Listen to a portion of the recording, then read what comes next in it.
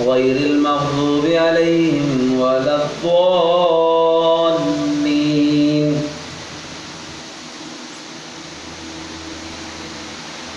حميم.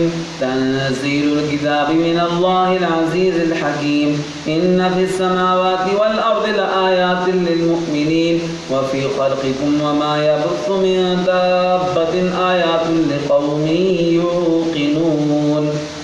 واختلاف الليل والنهار وما أنزل الله من السماء من رزق فأحيا به الأرض بعد موتها وتصريف الرياح آيات لقوم يعقلون.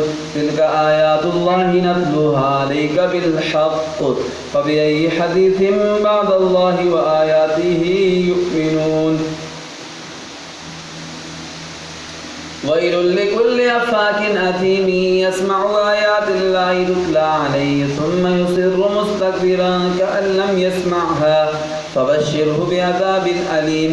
وإذا علم من آياتنا شيئا اتخذها هزوا أولئك لهم عذاب مهين من ورائهم جهنم ولا يغني عنهم ما كسبوا شيئا ولا ما اتخذوا من دون الله أولياء ولهم عذاب عظيم. هذا هدى والذين كفروا بآيات ربهم لهم عذاب من رجز أليم. الله أكبر. سمع الله لمن حمده. الله أكبر.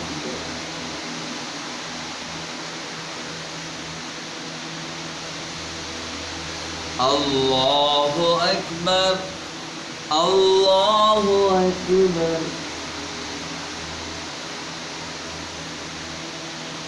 الله أكبر.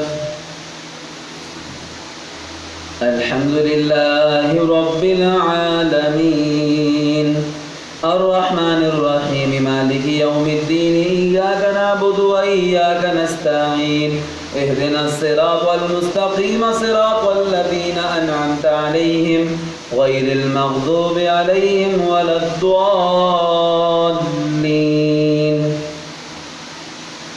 الله الذي سخر لكم البحر لتجري الفلك فيه بأمره ولتبتغوا من فضله ولعلكم تشكرون. وسخر لكم ما في السماوات وما في الأرض جميعا منه إن في ذلك لآيات لقوم يتفكرون. قل للذين آمنوا يغفروا للذين لا يرجون أيام الله ليجزي قوما بما كانوا يكسبون. من عمل صالحا فلنفسه ومن أساء فعليها ثم إلى ربكم ترجعون.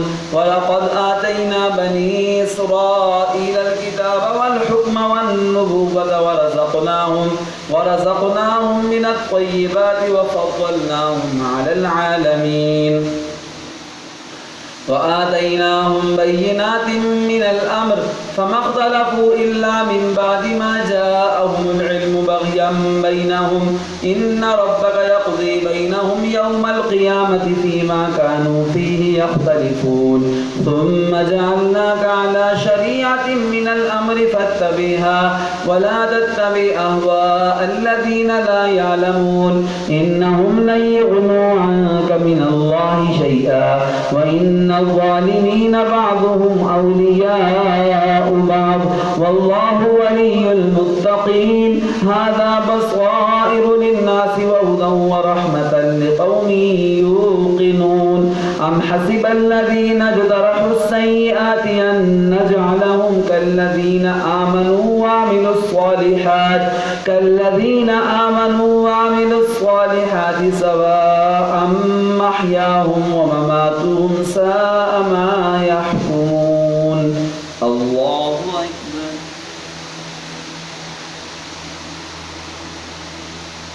سمع الله لمن حمده. الله